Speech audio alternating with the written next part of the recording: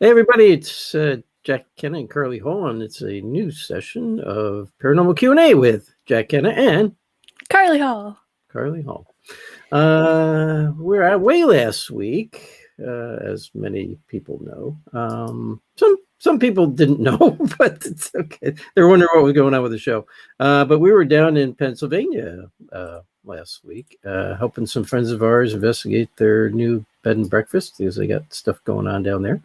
And it was a good time. We had a good show and stuff, or good show. We had a good time down there. Good investigation, and so we are back. Unfortunately, our guest for tonight, London Knight, can't make it. Something came up with regards to her work that she can't be on. But our good friend who was investigating with us last week, Jeff Leeper, is going to be here with us, and we'll bring him on in just a moment. We weren't prepared for that, so I don't have Jeff's whole background and bio. But he's a great guy. Well, everybody remembers Jeff from the last time. He's a great guy. He's a good friend of ours, and he has been on Ghosts of Shepherdstown. He's was a member of TAP's team, many other things. He can explain it all to you. But here he is, Mr. Jeff Leeper. Good evening, kids. Hey, how's it going, guys? All right, doing good here, doing good. And we got Bob Burnell just popped in. So how's it going out there, Bob? So where are you? You're out Ubering or something, aren't you? I'm in my car. I'm parked at the Walmart in Gettysburg, Pennsylvania. Oh, the mall. Yes, been to that mall. We know where you are. Yeah, we know exactly where you are. We were just there last weekend. Been there? Yeah. Oh, we had a great time last weekend.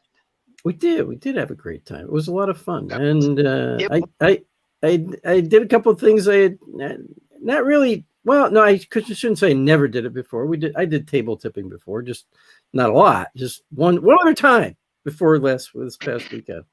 So that was very interesting. Never really done that before. We did get some activity after you left, by the way. Of course you did, after I left. After you left. And you were there late too, but we didn't finish. Yeah. The second night, we investigated 2 nights down there, just so everybody knows. We did not finish up till about 2 a.m, I think, both nights. I think it was actually getting closer to 2:30 in the morning the second night. Yeah. So I think you left her just about midnight or 11:30 or somewhere around there. Yeah. But we had a good time. We all had a good time. It was a lot of fun. And, they're great people. Yes. Yeah, they are. Yeah, it was oh my God, my mind is going blank. Pam and Steve Berry. And we were at their we were at their new. If you want to check out a really cool, really nice bed and breakfast, by the way, Pam and Steve Berry at a really good haunted location. Pam and Steve Berry now have the Hoover House in Waynesboro. Did I get that right? Pennsylvania. And it's only about 30 minutes from Gettysburg, so it's not that far. Because we actually went down Saturday. We stayed a couple nights at the Wyndham down there just to get away for a little bit, and then we went over to Pam and Steve's on Monday, and we're there until Wednesday. We left Wednesday. I think we left around noontime or so, something like that. Yeah. But we had a great time. Always a great time with those people anyway. Oh, they're the best. And that place is beautiful, isn't it? Yes, it really is. I mean, it's a really nice place. I got to close my door. I'm getting feedback. Hang on. Is my mic picking up that well? Dang. Yep. Your mic is picking me up in the other room. So I was hearing myself talk. You're so loud. From a whole nother room. I didn't know it could be in 2 places at once. But it's a great place. Anybody wants to should check it out. You can find it online, of course. I'll post, or Carly, you can look it up and maybe you can post the link to it. But great place to go. Good haunted location if you're looking for some place to investigate to. And it's in a great area. A lot going on down there. Lots of stuff going on. Oh my goodness. Yeah, so it's not like when they were at the Lookout House where you're out in the middle of nowhere, which was nice in its own way. Don't get me wrong. Yeah. But you're closer to stuff going on. It's a nice little town. Waynesboro is a nice little town. It's all positive stuff there too. Yeah, lots of restaurants there and stuff like that. And again, you're still only 30 minutes from Gettysburg if you want to head over to the battlefield and all that stuff.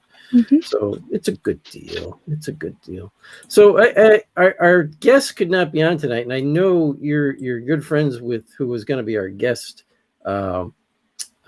Jeff. So why don't you tell just even though she couldn't be on, tell us a little bit about her and what you two were working on together and stuff. Well, we work on a team called the FPI, Forensic Paranormal Investigation. Okay. We're trying to integrate. That was actually kind of her brainchild years ago. We're trying to integrate forensics, scientific forensics, with paranormal investigation. I mean, it's been really interesting. We actually solved a murder from 1865 using those two methods together. So it's really cool to see how it all clicks. Yeah. I mean, you can do blood spatter up to 200 years, and you put down the luminol. You can find where somebody was murdered, the direction of the projectile, things like that, using the blood spatter. It's really, really interesting stuff, and I'm having fun learning it. My certifications so far are in forensic archaeology and anthropology, and back in forensic criminology now, and it's really interesting. Of course, she has her certifications in that. As a matter of fact, her certifications kind of put her in the job that she's in now, that she was on call for and got called out to a scene. Okay. All right. Yeah, I wasn't going to get into what had happened, but I knew it was job related and all that. You'd let me know. But that's really cool that you guys were doing all that stuff. I mean, it's a unique approach that really hadn't been done before. I mean, you're not just solving crimes and stuff like that, but you're also using delving into the paranormal end of it to help figure out. Oh, absolutely. Too. Yeah. I mean, it's so hard to bite my tongue on a lot of this, but we solved a murder, and I'm not going to go into which murder it is. Right, you'll see it. You'll see it. It'll be coming up, and it'll all be revealed in the fall. But we solved a murder. We found out, how it happened and who happened and all those things. And after we solved it, we did a live, a real-time EVP session. And, and what we had figured out was verified by a disembodied voice that we were having a conversation with. Yeah. Wow. Do you know who murdered you? And a very angry voice said, "My wife." So it was like, "Oh, please tell me you got that." And we did. So it's really cool how the two techniques work together. Yeah, that's pretty cool. And I know it is something like a project you guys are working on. So I know you can't talk about it much. But yes, we will hopefully we'll all find out about it later this year. And we're looking forward to that too. So it's very cool, very cool stuff. So, but we also had a very good time. Like I said, we had some really interesting stuff at the Hoover House too, which, I mean, we did actually get some EVPs because I've been going through stuff during the time you guys were doing the table tipping upstairs, where it didn't seem like anything was happening, but we actually did get some stuff there. We had a very interesting thing after you left too. We went up to the third floor there, right, Carly? And went into the back areas of, like, you could say an attic area, right? The closets. It's like a back closet space off the rooms, right? I mean, they're small little spaces, but had a couple loud and clear where what was he talking? What did Steve say? Speakers. Yeah, the speakers. So there's a set of speakers in the back. So I'll let Carly tell it though. So it was just Steve and I standing in the closet, and we were kind of looking around at what was in the closet, and he looked down and saw old speakers, and he tipped his head a little bit, and he pointed, and he goes, "Oh yeah, those are." Okay, he goes, "Those are old speakers." And I said, I was like, "Oh, okay, cool." And we were doing a burst session at the time, and when we played it back, right before you heard him say, "Oh yeah, those are old speakers," there was this guy that said clear as day, those are speakers.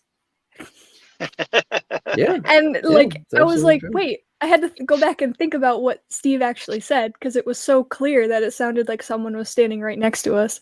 So it was really cool. That house is very active. It really is. For some reason, I had a stifling effect.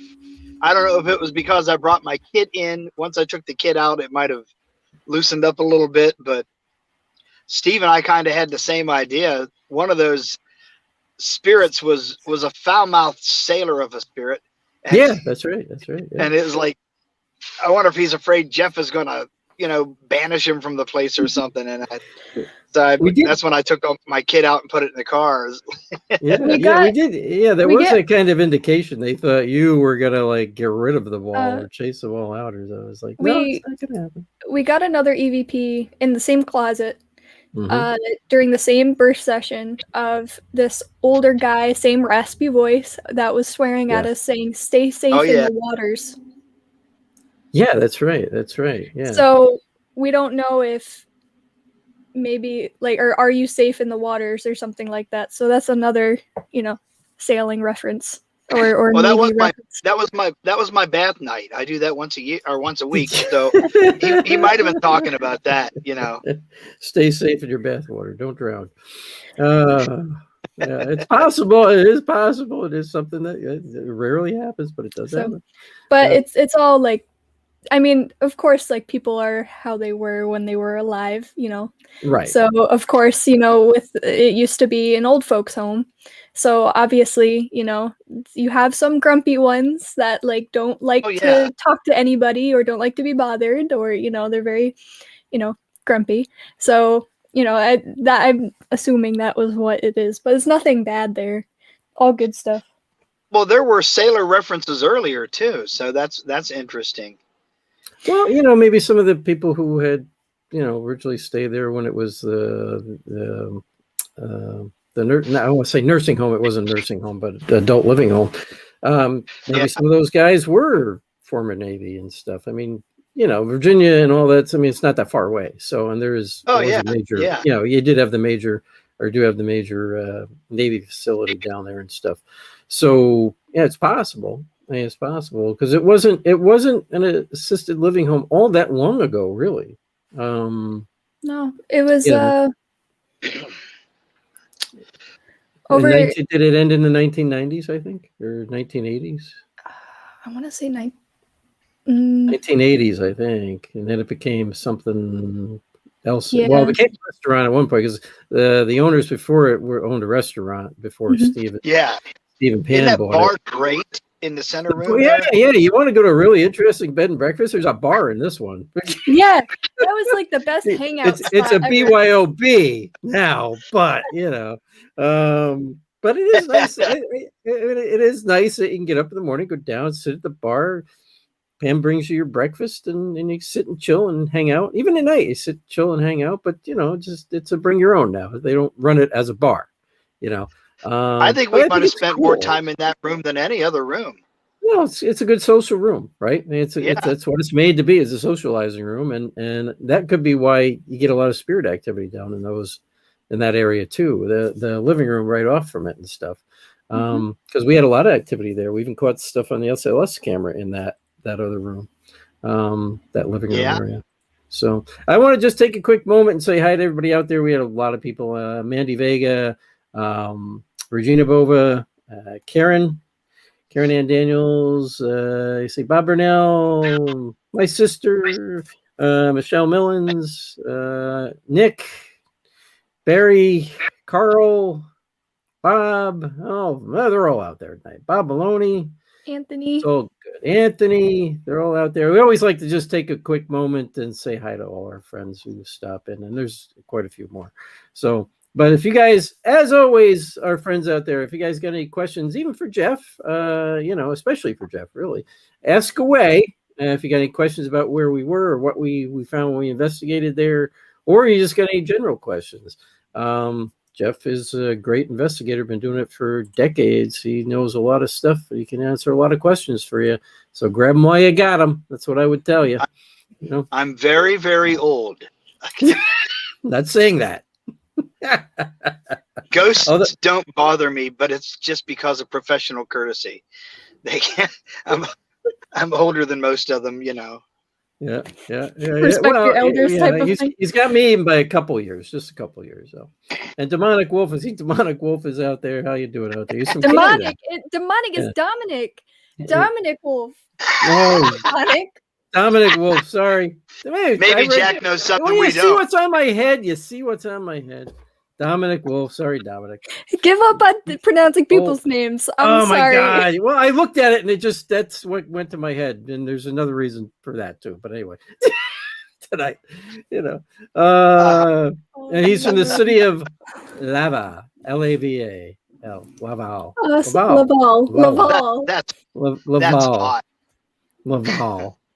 I think that's how you pronounce that. Laval. I'm going to stop talking. You're struggling tonight. I am. I actually am. Maybe he's laughing. Maybe he likes demonic better. I don't know. Let me know if you smell burnt toast over there, okay? He says no demonic of me. Well, I guess, yes, I know. So I apologize for that. I don't feel bad. I get everybody's names wrong. Always. Right, Nick? Right, Nick? Is it Moulay or Moulay? Mulan. How's that?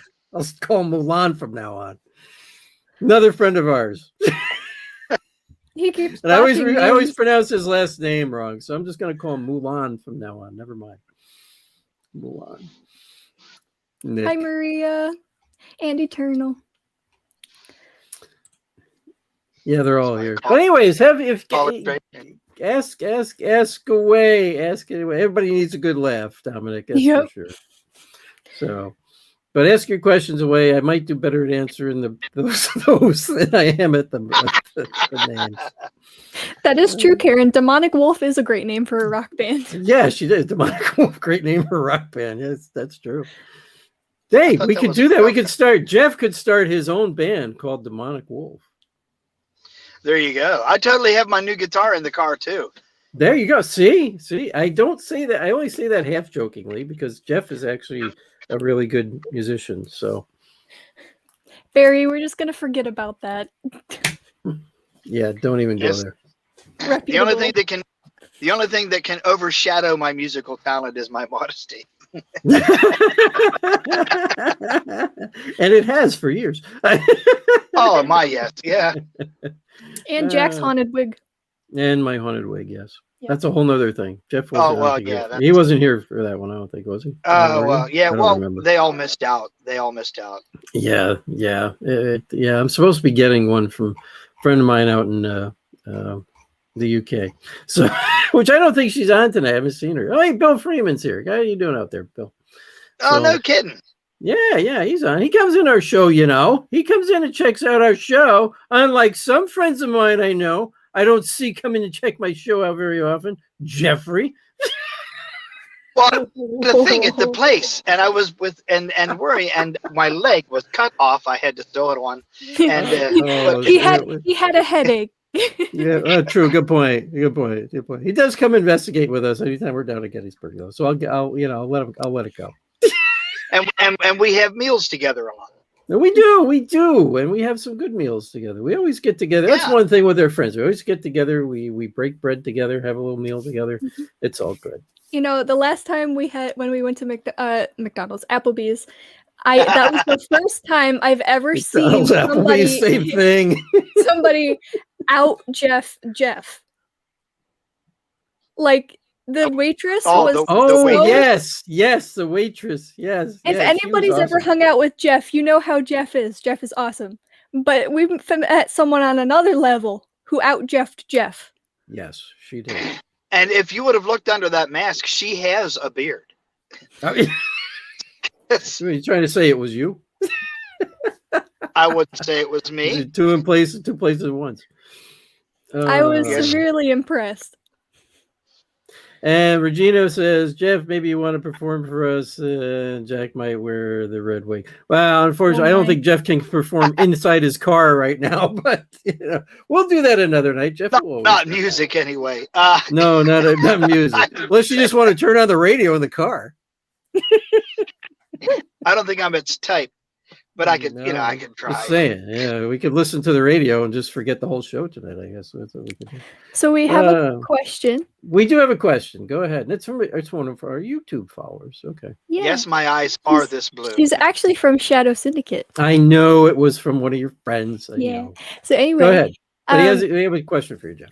So she asks, could I ask what Jeff's first sort of paranormal experience was and what got you into the field?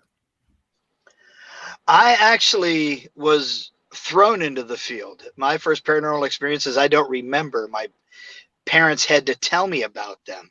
My mother was the person people went to for help with paranormal problems. Her mother was. So it's kind of a generational thing in my family. I started actually helping people with those problems when I was about 15. People showed up and said, your mom does this. Can you help? And I'm like, I'm 15, so I know everything. So of course I can help. And I've been doing it ever since. Actually, even before that, I was studying and learning about it and driving my poor mother crazy asking about it. But we had so many paranormal experiences in our house. It was insane. So, it was just kind of thrust upon me, if you will. Mm-hmm. Yep. Yeah, and I think that happens for a lot of us, actually. I mean, a lot of us who really get into it and really get into helping people kind of are thrust into this field, I think, I originally was really interested, and then I had my experience that actually made me walk away from it all. And then I got dragged back into it by some friends of mine and stuff. So, I mean, I was interested in watching the shows and stuff, but actually in a way, I really did get dragged into it by the team, Spirits of New England, I ended up on. And so it was kind of interesting. And now, I've worked in cases ever since 2009 with a team, working cases and stuff. So I had experiences all my life too. And I will just say this, Dominic, I'm glad he's having a really good laugh today, which he says we all needed, and that's good. We try to have some fun on the show, Dominic, and then we also try to ask answer some serious questions and stuff too. So glad you're enjoying it. Glad you got a laugh tonight. And yes, sometimes we do all need a good laugh, especially these days. So no doubt about that. Boy, no doubt about that. Yeah, I hear that. So I actually was going to ask you something myself, Jeff, and I forgot what it was. I was thinking about it while we were down there, and then I kind of just forgot. I'll try to remember what it was. I know it was something I wanted to know, and now I'm just, you know what I'm saying? It's one of those moments where I just can't remember exactly what I was going to ask you. But let's see who else has something for you in the meantime, or any of us. And Carl Mitchell just came in. It's okay, Carl. I thought you were on before. Anyway, he says he's sorry he's late, but maybe he lost his connection or something. I don't know. Carly, didn't you have something you wanted? Anything you wanted to ask Jeff? Did you? How old he is? If he's single, something like that. Just busted, Carly. I don't think I'm Carly's type anyway. I don't know I don't know what Carly's type is. I really don't. I'm not your type, man. I have a type. She's talking to me. I know I make jokes about how many times I've almost been kidnapped, but I can guarantee you they will send me back. Yeah, probably would. People don't want to deal with me, man. Never mind, just drop her back off over there. I have a type, little under 5 feet tall, dark hair, nurse-ish. That's kind of my type. You're not stealing my girlfriend, Jeff. I'm sorry. No, not that. You literally just described me. He did. I know who you're talking about, but you literally just described me. You're not under 5 feet, are you? No. He actually could have described somebody else. He could have. I'm 5'2". I think I'm the same height. See, I think I know under 5 feet. See? She's close to under 5 feet. Close. Yeah. No, the other. Actually, we do have another question for Jeff. I'm just gonna pop it. Oh, good. Okay. Thank God. I just pulled you out of that hole. And myself, by the way. Jeff, do you think automatic writing is credible? And Regina, I think it's credible. I don't think it's advisable, but I think it's credible. I put automatic writing in the same category as Ouija boards and that sort of thing. The things where you invite somebody in and say, "Here, you can have my personal space. Now use me for what you'll use me for." Believe me, as a demonologist, that is the reddest of the red flags for me. Yeah. And if someone is trained and someone knows how to protect themselves, it puts them in a different situation. But too many people just step up and say, "I'm going to try this," and believe it or not, it is opening the door to a myriad of problems. It scares me to think about how many people are doing this. Credible, Yeah, yes, and absolutely. And the thing about is with stuff like that, you've got to know how to, I think, really feel out the energy that you're trying to allow in before you even put that offer out there. Yeah, and when you're dealing with inhuman spirits of any kind, Yeah. not just demonic, but inhuman spirits of any kind, they are wonderful at mimicking anything you want. You Right. know, if you think little Bobby is writing his life history for you using your hand, chances are it's not little Bobby, it's little Beelzebub. Correct. Yeah, I agree with that, and that's it goes to one reason I like to use divining rods, though, and asking questions and seeing what the answers are, because you can, at least for me, I let that energy kind of flow through to the rods, but you can sense when somebody's or something is not being totally truthful with you. You can sense it. It's just like sensing when you're talking to somebody and you know they're full of crap. You know, you can sense that, and you can go, "You're not what you're pretending to be. You're so full of it." Yeah. And that's when you can back off and you can push that energy. Before it gets too far, you can push that away.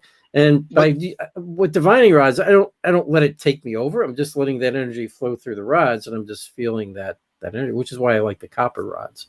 But then again, we are discussing experience as opposed to somebody's jumping in with both feet. Right, exactly. Which is why you shouldn't jump in with both feet. You should go to events, learn from people who know, test the waters a bit. If you don't have a team, at least maybe you got a friend to work with. But also, don't be, if you are investigating and you just started out and stuff like that, do not be afraid to reach out to other teams who've been around for a lot longer, or people like ourselves, and ask questions. Even before you go into your first investigation or something like that. I don't care where it is. Ask some questions and how to prepare for that and whatever, because you don't want to make the wrong mistakes starting out. I mean, you will still make mistakes. There's no doubt about it. But you don't want to make one that can cause you to have a real problem. Or cause somebody else to have real problems. Yeah, I got lucky. I let something in, but lucky it wasn't evil or demonic or anything like that. But it did start to give me its thoughts, and it was like, I started shaking, and I knew what was going on. I was actually being partially possessed by this individual because I'd asked the question, "Show me how to communicate with you." Mm-hmm. Well, how else are they going to communicate with you except to give you the information directly? Now, luckily, again, that was in a location where it wasn't anything evil or demonic. It was a spirit that tried to give me its story. But it's a good warning to especially newer investigators. Yeah, whether it would have happened that way, at least in that location, than someplace else. I mean, yeah. But I got lucky that it wasn't something that wanted to stick around or try to hang on. And here's a question from Jeff Newsom. And I did just want to say a quick thank you to Dominic. He says he loves this show, so we appreciate that, Dominic. Thanks, Dominic. And we're glad you're enjoying it. So here's a question from Jeff Newsom.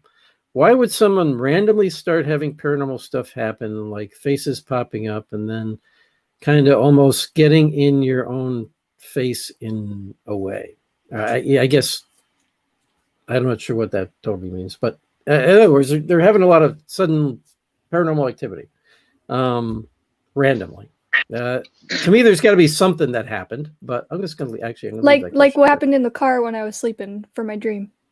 Oh, okay. All right. Well, go ahead and explain that, Carly. So to me, that sounds like someone's trying to get your attention. So I would pay attention to when that's happening, kind of pay attention to what you're doing, what's going on around you. Kind of, see if there's some sort of like, hey, you need to pay attention to this kind of message. I mean, it depends when it's happening as well. Like if it's happening just as you're falling asleep and you do have some psychic abilities or mediumship abilities, that is when you are the most open. So that is when they will be coming to you the most frequent. So it really is situational. But one thing that was very interesting that I actually talked to Cindy, Psychic Cindy, about, she noticed that a lot of people are actually, their psychic abilities are kind of advancing to the next level after this whole COVID situation, because a lot of bad baggage is being purged and a lot of people are ascending to another level, like kind of almost like an awakening. So people who didn't have strong abilities are now like noticing them more often since it's gotten stronger. So that could be another option. It's really situational. Okay. And Carl Mitchell asks who our guest is tonight. So our guest is Mr. Jeffrey Leeper. You know him from Ghosts of Shepherdstown. He was also a member of the TAPS Paranormal team. And he's done lots of stuff. He's a, well, Jeff, go ahead. Tell him what you are officially, because I'll get it wrong. I'm just a very, very old man. Now, I'm what's known as a religious demonologist, deliverance minister, and in some cases, exorcist. I've been doing this job, this very scary part of the job, for about 14 years now. And it's reshaped a lot of my life. My own personal experiences with a demonic oppression over a period of about 15 years kind of prepared me to do this job. I think you'll find most people that do this kind of job have suffered under that sort of thing themselves. Right. And having been victorious over it, it puts you in a position to recognize it in other people. It puts you in a position to know what they're going through, to empathize with other people. And it gives you a much stronger position going in, knowing that you've survived it before yourself. So your faith is strengthened. And a lot of times when people call you for help with that sort of thing, their faith is just, it's gone. I mean, their confidence is gone. They wouldn't ask for help because they don't want people to make fun of them. So they have to rely on your confidence and your faith and your strength. Whether you feel them or not, you have to project them, and you have to at least look confident, because people are relying on you to help change their lives. And it's not like I have any superpowers or anything. Right. I happen to say the right things and do the right things at the right times. And I'm smart enough to know how stupid I am, so I don't take credit for any of this. The boss puts me to work, and he handles everything. Right. So it's kind of a different thing. And if I may interject something into Carly's answer, which was excellent, when she's saying how it was situational, some of the things to consider when these things are starting to happen are your stress levels, your health levels, and if you have any adolescents who are going through hormonal changes at the time, who can project those things onto you. There's a lot of things that go on in life that will empower spirits or even project something, as in causing a poltergeist type experience, and it comes from a person as opposed to a ghost. So Carly was absolutely right. It's situational, but there are so many aspects of life that can be interjected into that. And I've found that, believe it or not, one of those situations that I was very blessed to have been able to help a couple with was they were having ridiculous poltergeist activity during his wife's pregnancy, and putting her into a different situation, getting her out of the house, treating her like she's your girlfriend instead of your pregnant wife, changing the energy and the atmosphere solved their activity. So it's, sorry, I went on a tangent there, but I really liked Carly's answer, and yeah, it is situational, but there are so many things that can impact how those things happen. Right. And we do have another question. I've had it up here for a little bit because I just want to make sure I didn't forget about it. And it's from your friend Eternal there, Carly. Do you believe in using pendulums as a way to communicate with the deceased? I'll throw that to Jeff, since he's our guest. That's another place where you need to know to protect yourself, how to protect yourself, and how to differentiate between what is coming through. Do they work? I believe they work. Just like divining rods, I believe they work. But it's another situation where you're inviting somebody to invade your personal space. Mm-hmm. And I think they're effective, and I think they're useful. But I also think it's a place where you need to protect yourself and learn how to protect yourself before you learn to use them. Right. And I'll say this because I do bring this up at a lot of my lectures and even my training class and stuff that I do. People think, oh, I'm just going to go investigate the paranormal. And they're not thinking about what the paranormal really is. I'm going to go talk to a ghost. What do you think a ghost is? Most people really don't have an answer for that.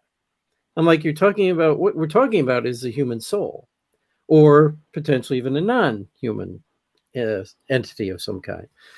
It's a spiritual realm. Okay. We're talking about the spiritual here, and you have to protect yourself spiritually in order to prevent things like attachments and partial possessions, or even, I guess bringing something home with you. You got to have some type of strong belief system, spiritual belief system, in order to prevent that from happening. There's things you can do for that too, which Carly gets into talking about ways to protect yourself spiritually. And she actually was going to be doing a whole training thing on that before COVID hit. We're still going to be doing that. Matter of fact, we got to start picking that up again this year as soon as possible. And so you got to protect yourself that way. It's not just something like you see on TV. You go out and just start talking to something in the dark. What do you think you're talking to? What do you think it is? I mean, I don't know. It's a ghost. Oh, what's a ghost? It's not just something that's a fake thing, or just exists for your entertainment or something like that. It's not that at all. It's human spirits. And some of these humans, especially if you go to places like asylums and things like that, they weren't mentally stable individuals. And that energy, who they really were, is still who they were. They're probably still not mentally stable. Okay? Because you're talking about that person's individuality, their soul, who they really are. So who they were in life is still who they are in death if they haven't moved on. I've got a whole nother theory behind that I won't get into right now. But that's why you got to be careful. That's why you have to be spiritually grounded, to protect yourself with this stuff.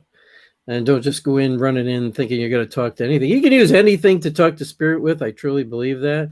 But the minute you open up that session, you don't know what you're talking to. Absolutely. There's a lot out there.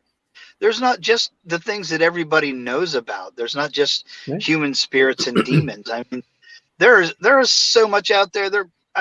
Good grief. There are things out there that would just nauseate you just to know that they're there. I've dealt with wraiths and death omens and angels, and it's like, angels are horrifying, man. I'm sorry, but that's the way it is. I mean, these aren't, it's there's a lot out there, and we are at the bottom of the food chain. That's just it. We live in the present. We live in the living, the breathing, the heart beating present. And those other things, they're not limited to what we're limited to. Right. So I don't go in. I never provoke. I don't No. believe in it. I don't believe in being disrespectful to someone just because they lack a physical body. Right. And also, there's the fact that you don't know who that is or what that is. Mm-hmm. And when you leave, those people that you went there to help still have to live there. And now those things are mad. Yeah. Yeah. Even if it's a historical site. I mean, you don't want to leave those people that work there with issues, you know? And I've seen it happen before. Yeah. Yeah. So and I know you guys have too, sure. Yeah, I've seen it too. We do have another question. Not that we could go on and on with that one, and maybe we'll take a whole show and just cover that sometime. But we do have a question for you, Jeff. It's from our friend Barry Martz, our good friend Barry. Have you ever investigated the Civil War battlefields of Antietam? If you did, were you able to capture any paranormal data? You know, actually, I have not been to Antietam. I have been all over the Gettysburg battlefield, and really have captured some really interesting stuff. I even posted a couple of pictures of me standing by myself with shadows. With there's my shadow, and there's two others standing in different positions. And it was really cool pictures. There's a lot out there. There's a lot going on. Yeah. But Antietam, I have not been to, and I'm really anxious to get there. I would love to go. I'd love to go just to visit it. I mean, I've been down to Gettysburg quite a few times. I've never investigated there. I've never tried to. I mean, I know people do, but I've never really given it much thought. I just love the history so much. I love going down and just reading all the different, monuments and seeing what these guys dealt with. But you can feel the energy down there. You can definitely feel the energy down there and what happened. And sometimes you feel like you can feel an individual. Carly's seen stuff down there. I've never seen anything down there. I felt energy down there. I felt how they might have felt and stuff like that, but I've never, but Carly actually saw a soldier standing by a cannon. I thought it was a reenactor. She did, yeah. Well, and it made sense at that moment because the monument I pulled into just to kind of turn around, there was a ceremony going on up at the monument, up the walkway to the monument, and it would almost make sense that right down at the bottom was two cannons, and you might think a reenactor might be standing there because there was a couple people, if I remember right, that were dressed up that were up by the monument doing the ceremony, but there was nobody down below because she's like, she told me, she goes, oh, look at the reenactor, the guy near the cannon, and I'm like, which cannon, Carly? Because I'm looking and there's nobody standing there. She goes, this one, the one right in front of where I pulled in to turn around. I'm like, Carly, there's nobody standing there. What? She looks back, he's gone. So I'm like, there's nobody at that cannon, Carly. There's nobody standing. Yes, sir, there was. No. If he is, where did he go? He ran it awful fast because we're right in front of the cannon. Man, I gotta tell you, that is a perfect example of how frustrating it is to be a psychic medium, especially growing up. Because I can't tell you how many times I've walked through a mall and had people come up to talk to me and had conversations with me, and I look around and people are looking at me like I got three heads because they're this teenage girl's talking to herself in the middle of a mall and having a very interesting conversation. Yep, it's a stroke. You can't tell the difference sometimes, and it's like, oh, it can be a pain. I tell people that all the time. They say, I've never seen a ghost. I said, how do you know?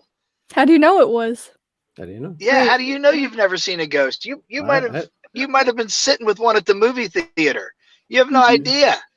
Because sometimes they look just like us. And it's weird how capricious they are because I know Jack is very sensitive. I know you are. I am up to a point. But we might all be sitting at the same place and one of us can see someone just as plain as if they were here with us, and the other two won't, or all three will see, or two will see. It's really, really interesting how that all works. If you take people with different abilities and you make them look into a crowd of people, there is a guarantee that not every single one of them is going to see everybody that one person can see in the crowd. There'll be less people for some than others, and it's like It boggles my mind every time, and I always am careful when I'm out in public. So if someone comes up to me, and if someone's like, "Hey, that was kind of rude," you kind of ignored them. Don't take it personally. I just don't know if you're alive or not. So if someone comes up to talk to me, I have to make sure that other people can see them. I think mine is actually worse though, because I have real people always with some type of mental illness come up and talk to me. I resent all the time. All the time. No, not you. Well, okay. I'm talking some people who have they're like they forgot their meds today, but they always come up and talk to me. Always, never fails. And I could be the only. There would be 10 people around me, but they'll walk right up to me and say, "Did you see that person over there?" I'm like, "What person over there?" "I think they're an axe murderer." Like, "I don't think so, but you okay?" I actually literally had a woman say that to me one time, and I'm like, "No, he's just a biker. He's got his biker jacket on, and he's all dressed in leather." And she goes, "You sure? I think he's an axe murderer." I'm like, no, ma'am. He's getting a cup of coffee. He's just. She goes. Then she tells me. She goes, "Well, I did forget to take my meds today." I'm like, "Okay, maybe you want to go home and rest and take your meds." She goes, "Yeah, that's probably a good idea." I said, "Yes, I think it's a very good idea. Why don't you go do that?" But they always come talk to me. Always, always, never fails. Never fails. Go home, Grandma. They're in the closet behind your axe. I always wondered why though. Why do they always come to me? What is about me that they come to? I don't get it. But anyway, I must be one of those people they feel they can talk to. I don't know. Or maybe you just project that whole chemical imbalance thing. Maybe that could be true. I'm one of them. Which I probably am, by the way. You're their king. I probably am, by the way. But I like that one. I don't know. But I've never had a problem with anybody. I will say this. I mean, none of them have ever tried to attack me or anything like that. But it is a little freaky when it always happens. And it's like, it's okay. Just, I don't get too close. Because they always say, "Can you come a little closer?" I was like, "No, I can hear you from here. It's okay." What do you want to tell me? I got at least a person between us. So a person's like between us. So there's 6 feet there. Sure, I'm social distancing. Yeah. Before it was outside of your axe range. Yeah, before it was required. But I mean, I always try to answer. I guess I just try to talk to them, and people are people. We all have our issues. We all have our problems. I don't judge people. But I did always find it interesting that even when I was a kid, they would come up to me. And my mother used to, "Hey, get away from my kids," but always. So I didn't know. I don't know. Somebody said it happens to be the type of light I give off, and they can sense that, and they know I'm not harmful to them. You know what I'm saying? I don't know. I don't know if that's true or not. That's what somebody told me once. All right. Oh, I did want to get back to this. It's your buddy says Jeff Newsom. And Carly, can you read that? I'll let you read that. Because this goes back to a couple questions ago. It's almost happening like at night when people are sleeping, and I almost felt this thing's nose touching my cheek while I was washing my hands. I don't know how to explain. So this goes back to that question that Carly gave the answer to before. Well, I can say I can't exactly give you an answer. One, because along with what Jeff was saying with mine, that's very situational, especially what's going on in your head, what's going on in your clients, or not clients, in the people who live with you, and in their mind, they're sleeping. So you have to go with the history of the house, the history of the land. You have to go with the history of your family. That I can't give you a direct answer, but there's tons of stuff that fall in line into that equation. But if it is bothering you and you don't like it, just tell it, "Hey, can you please not do that? Can you please give me a space?" And then picture a white light around you and make sure you're grounding. So anything beyond that, I like to picture a hamster ball. So anything, those balls that people run around in and they run people over down the hills. Oh yeah. I want to do that in real life. But I picture one of those around me, and then nothing can come in. I'm the only thing in that bubble So that's Yeah. if it's bothering you and you don't like it, do that, and it'll solve the issue. Yeah. I would also say this: nothing. I don't believe anything just starts for no reason at all. And actually, this reminds me a little bit of what happened with our friend Chris DeCesare when he was back in college, where all of a sudden he started experiencing a haunting. He thought for literally no reason, and still, they started putting everything together and realized it was. It all started right after the Warrens had come to the campus and given an event there and a talk and everything else, and he had met them, and immediately started after that. And I won't get into it too much because if you really want to get some insight into some things too, Chris's book, Talk with Me is a good book to read of his experience, what happened to him. But it was something that triggered an event for a haunting for him, in which it actually led back to his family history.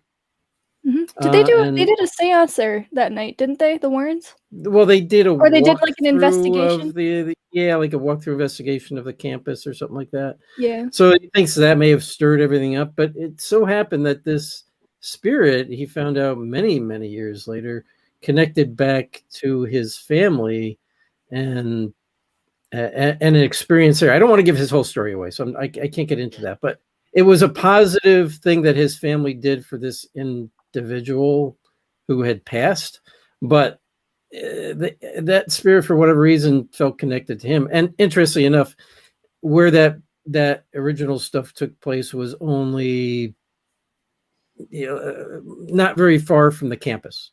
Okay, let's put it that way. It was the property where it all took place on was right near where the campus was, so it all fed together. My point is there something that changed recently? Did somebody new come in to I don't know what your living situation is, you're living with friends, did somebody new come into the house or the apartment or whatever? Because just a change in the energy, or somebody who maybe just started really getting into the paranormal could trigger something like that unknowingly, or something new, or something new. Something that somebody brought in, an item, something like that. Or even yourself, if you brought in some kind of antique item or just an item, could trigger things. So it's hard to say. Steve White has another question for Jeff. How do you define the difference between demonic possession and mental illness? That's a really good question. And in many of the cases that I've done, well, the Catholic Church, for one thing, has got a prerequisite that people have a full mental and physical workup. And when I go working on a case, if it's not an emergency, I want all that information too. I want to know what medications you're on. I want to know their side effects. I want to know what you can mix them with and what you can't mix them with. I need to know your history as far as medical and mental. But when an emergency situation comes up, I don't have like the psychic abilities like Carly would have, or so many of our friends with so many wonderful gifts. But I have a gift that has developed over the years, the gift of discernment, which the Bible just says, let that alone. But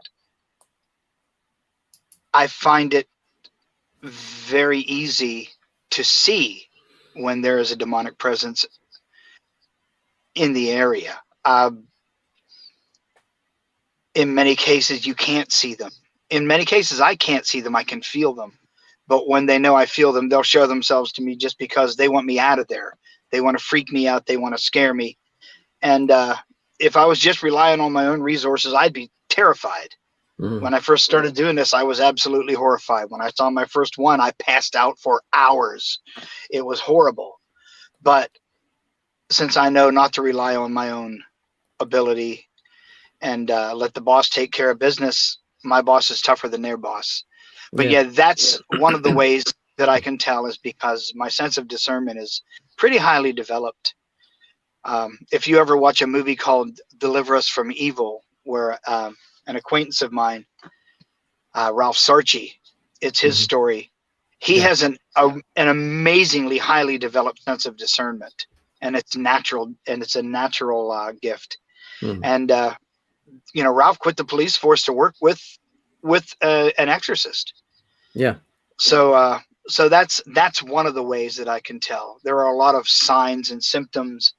You can go over the standard stuff, the smells, your finances, your health, your relationships, all these things that these things prey on to wear you down. And that's one of the ways that I can tell. There are a lot of symptoms of a demonic, even infestation, which is the first stage. Yeah. I know that was a lot of material I covered there. No, that's okay. That's just good. And because that's what this show is about, sharing this kind of information with people so they're better informed. We try to educate, right, with this show. I mean, this is what this show is really all about. Letting everybody ask their questions, sharing information between each other, and educating each other about different things. So it's good. Long answers are fine on this show. We don't care. Because the more you tell us, the more we get to learn. And they do have another question from Barry. He says, so Jeff, I forgot, how did you get the alias name of Carpenter's hammer? That's an easy one, so I just want to throw it out. Yeah. Actually, I didn't exactly give myself that name. I gave my book that name. I had a case in Pittsburgh, Pennsylvania, that turned out not to be demonic. It turned out that a very, very, very sad situation came up where an old lady hanged herself in the garage, and that's when their activity started at this house, and they were terrified, and I didn't blame them. I mean, pushed on the stairs. They were all sleeping in the living room. They wouldn't go up in the bedroom. They slept in the living room. And it turned out there wasn't anything demonic there. Once I found out what had happened to that lady, she's old school Catholic. I committed suicide. I'm going to hell. And I don't mean to step on any Catholic toes right now, but the Bible doesn't say that. There's one unforgivable sin, and that's not it. And so I basically ended up giving her absolution and last rites at the garage where she committed suicide. And their activity stopped, and the one lady was hugging me and crying, and which is pretty common. And she said something that kind of struck me and made me feel kind of bad and feel kind of good at the same time. She said, "You're the most amazing man I've ever met." And while it was very touching, I said, "Thank you so much, but that's not true. When somebody builds you a house, you don't thank the hammer, you thank the carpenter. I'm just the hammer. I happen to work for the most famous carpenter in history." And I thought, holy crap, what a great line. And I knew I didn't come up with that myself. So my book that I'm still working on after all these years, because it's so personal and so difficult, is called The Carpenter's Hammer. And the other people in the field know me as the hammer. Like they know my dear, dear friend Bill Bean as the spiritual warrior. And so while I'm probably the most mild-mannered person you'll ever meet, and I border on the silly, I take it very, very seriously when people's lives and their sanity is at stake. And so I'm known as the hammer in this field. So The Carpenter's Hammer is the book title. Yes, and I haven't read your book, but I've heard all about it. We will when it's out. We know that, but no, that is awesome. I should pick it up actually, because I always love reading everybody else's stories, and because there's a lot more that we put in those books and our writings than we could ever tell you person to person. When you're done with it, when you're done with it, can I get a special autographed copy? Oh, of course. Jeff will probably send you one. An 8x10 color glossy of me in my lavender Tarzan shorts and a spear. See, Jack, I hooked you up there. Yeah, you get the book and you let me borrow it to read. That's fair. That's okay. I'm good with that. I am good with that. I mean that in a serious way. I am good with that. Jack can hang up the picture, frame it up in his office so we can look at it every day. Oh no, it'll be great for his diet, because when you see me in lavender Tarzan shorts and a spear, you lose your appetite. It's better than Atkins. There you go. I could use that. I could still use to lose a little bit more weight. So I should do that. My sister actually brings up something that I want to run this by you. And I think she really meant to run this by you anyway, Jeff. She was a nurse in the ER for a long time. So sometimes thought in dealing with in the ER with severe, bizarre psychological breakdowns lasting for days sometimes, that maybe they were really possessed by demons from hell. So she's seen some weird shit, being a nurse in the ER and stuff. What are your thoughts on that? Do you think that's actually I have possible? a couple of thoughts on that. Is it a possibility? Sure. Yeah. One of the things that they prey on are our weaknesses. But there is another possibility in that when you are in such terrible psychological and physical pain, and the two are often closely related, your mind projects, you're open to more things. You're open to seeing things. It might be a human spirit. It might be a burn victim. It might be any sort of thing that you can see in that state that you can't see otherwise. And a lot of times our minds just aren't prepared to deal with something like that. Yeah. I've dealt with people that they saw what they really, really think is a ghost, and they're not sleeping, they're not eating, they're not, you know what I mean? It's traumatizing to see something like that, and it has to affect us mentally and physically. Is it possible that it's demonic? Absolutely. But on the other side, it's possible that it's angelic, and angels are scary. I mean, if they step in to help, and that's another case of our minds not being prepared to accept that. Our energies, actually, mind, body, spirit, aren't prepared to accept that sort of thing because we're just not ascended to that level yet. And they can be hugely traumatic. Yeah, true. That's a good point. Yeah. Yeah, go ahead, Carl. Another note on that. We actually had a question from a client where they had asked me, a friend of theirs has dissociative identity disorder. And if you don't know what that is, for those people, when a child goes through a severe bout of trauma, particularly to the ages of 8 to 10, the brain doesn't know how to cope. And what it will do is it will actually split off the trauma from one section of the brain, and a personality will actually form to that trauma that they just experienced. So the idea is it used to be known as multiple personality disorder. Now, someone had asked me, they said they have this, but there's one that she thinks is a demon. And I'm like, I explained to her how DID works. And then I was like, look, I go, you have to look at what they've been through as well. Because a good example is I was doing research on it, and this one girl has this altar. That's what they call the different personalities. This altar that identifies as a ghost. And it had materialized from a traumatic suicidal experience that she's thankfully survived. But that identity or that altar thinks it's a ghost. They have some that think that they're demons. They have some that think that they're angels. They have some that think that they're fairies. It just all has to do with what they experienced and how they cope with that trauma. They even have some that are still children. They call those littles. So you really have to take mental health into put that in the equation as well, because there's so much on the brain that we don't know about yet, and so much of the coping mechanisms that people have that we don't know about yet. That's still a huge, psychologists are still discovering, on a daily basis.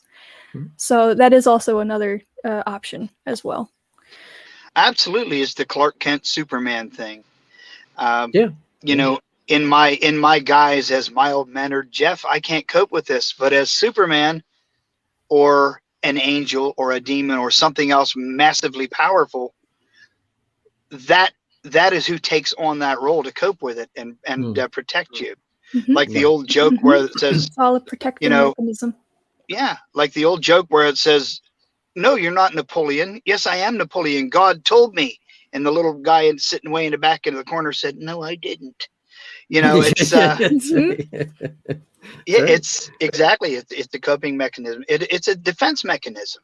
It is. Yeah. Yeah. Because, Yeah, it is. Mhm. Yeah. And it's Yeah. not to harm anybody, it's to protect the host. No. It's to protect the body. Absolutely. Correct. Because they've been through so much that they're trying to protect their host. So I totally, absolutely understand that. Yeah. And I got 2 more questions and then we got to wrap it up. So Bob Burnell has a question. So do evil spirits, human, quote, pull energy from negative pool of some sort? They seem awfully strong sometimes for a human spirit. So go ahead with that, Jeff.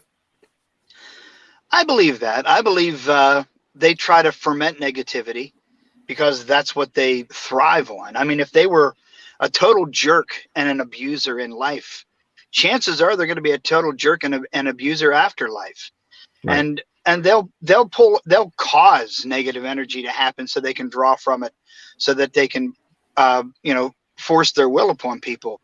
But on the opposite side, there are some very, very positive human spirits out there that people would call guardian angels, which aren't really angels, but there are really guardian angels that are angels, but they're good human spirits that draw on positive energy and make things better for people too.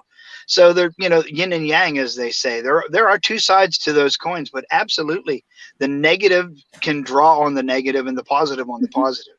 Yep, absolutely. I agree with that.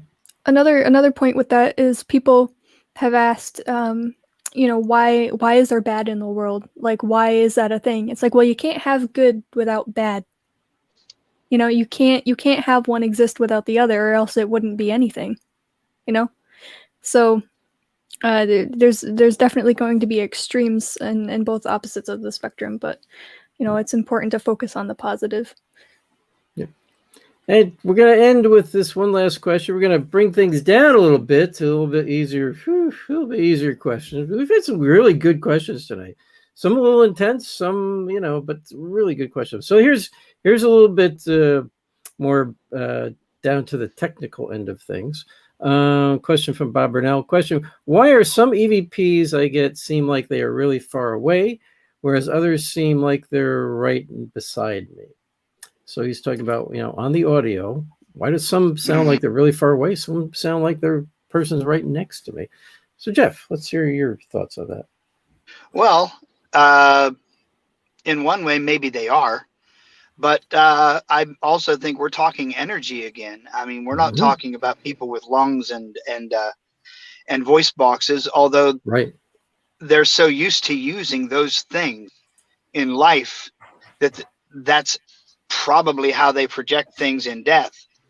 But a lot of it is the amount of energy they have to work with at the time. That's, of course, these things are theoretical. I mean, we can only, make educated guesses, and the more education we have on it and the more experience we have in it, of course, we feel more confident in the answers. But I feel pretty confident with my experience doing this over, I hate to say it, 47 years now. I feel pretty confident in saying a lot of it has to do with the energy that they have to project. I agree with that, and actually I have noticed over the years, especially using the infrared cameras and stuff like that, I've noticed that when I get stronger EVPs, I get a lot of light anomalies captured at the same time, either just before or just after the EVP is captured. For a strong EVP, with a weaker one, it sounds like it's either far away or you really can't tell what it's saying. I get either almost none. No light anomalies occur whatsoever. But with the stronger ones, I always get some kind of light anomalies that are captured in the infrared camera. So I find that it fits into the whole energy thing. How much energy are they pulling on or putting out in order to create that voice that's captured on the recorder? And a lot of times they come off as whispers. So, when I'm training people, it's like, whatever you do, speak in a clear, solid voice. Never whisper when you're asking questions. Never whisper in the background when you're doing an EVP session. Because it muddies the water. It does. Speak from experience. When I was at the Lookout House, I was sick and I lost my voice, and we had to scratch all the audio because we couldn't tell if it was an EVP or if it was me. I could tell most of the time it was you because it was like, I'm okay. I'm not sick. I can keep going. I said, yeah, Carly, you're sick. It's time to go to bed. No, I'm okay. She was a trooper, though. She tried to keep going. She really did. She really did. She wanted to go to bed, but she wasn't going to say a word to me about it. So, I'm like, no, it's enough. It's time to quit. And she was like, thinking to herself later on, she goes, when you finally called it at 1 o'clock in the morning, I was like, thank God I can't take this anymore. But she wasn't going to tell me. She was not going to tell me. But she did it. She did it. Yeah, We got through it. I couldn't go through most of the audio because I was like, I don't remember half of the stuff that I said, and I don't even know if this is EVPs or not. Yeah, we caught some great stuff. She was delirious. Yeah, I know. And we caught some great stuff there. It was a great location. Jeff, anything coming up you want to tell the folks about, or you want to tell them where you can find your book and stuff like that? Well, Amazon.com has the ones that are out. The ones that are already in publication right now. My Hatman book is going to a new publisher, so it's not available right now. But The Stranger in My House. But Scalded Daddy Parts, my first release is on Amazon. Amazing Paranormal Tales 3 and 4 are both on Amazon right now. My other 5 books are going to the new publisher, so they won't be available probably until fall. But yeah, those are fun. Those are fun books. And Scalded Daddy Parts, it's just silly stories. They're not paranormal. They're just fun, silly stories. The fun, scary stories are in a book called A Scary Home Companion. And those are just funny, silly stories coming in from all different places from investigators that is just, you got to admit, stupid things happen to us sometimes when we're doing this. Yeah, it does. It does. Oh, and give them your website, because they can find out all about you, your books, and everything else you got going on at your website, which is, what's your website? JeffLeeper.net, JeffLeeper.net. And if you act right now, well, you can find it. Yeah, JeffLeeper.net. And you'll find music on there, and some of the books, and some of my theories, and some of my friends, and things like that. Some of the people that I've worked with. So it needs updated again. As a matter of fact, I have some new news to put on there. Awesome. And you can check out any of my stuff if you're looking for any of my books or anything. Amazon.com, BarnesandNoble.com. Just put in Jack Kenna in the search, and you will have all my books come up on there. And Carly, of course, her big stuff is on Twitch. And Carly, give me your information on there, and then we're going to wrap up here. Yep. You can find me at twitch.tv/thisfruitcake2. And I have a tournament tomorrow, and I have a tournament on Saturday. So there you go. Jeff, thank you again for being on the show. We love you as always. And always thanks, guys. Love you guys so much. It was great seeing you again this last weekend. Yeah, it was really good. I really enjoyed it. All right, brother. All right, we're going to let you go. Yes, we all did. All right, we're going to let you go there, buddy. Thanks again for coming on. Thanks a lot, guys. And thanks, everybody, again, for enjoying the show tonight. I see all your comments out there. We're glad that you guys love and enjoy the show. We're always here for you, and we greatly appreciate it. And Nick, I saw your post, so all right, we'll talk to you tomorrow, and we'll go from there. But anyways, have a good night. I'm going to go. I think there's a new episode of Oak Island on tonight, so I'm going to catch the rest of that. And if not, I'll catch something else. So maybe a cold. You never know. All right, everybody. Thank you. Have a great night. We love you all. Night. Bye. Bye-bye.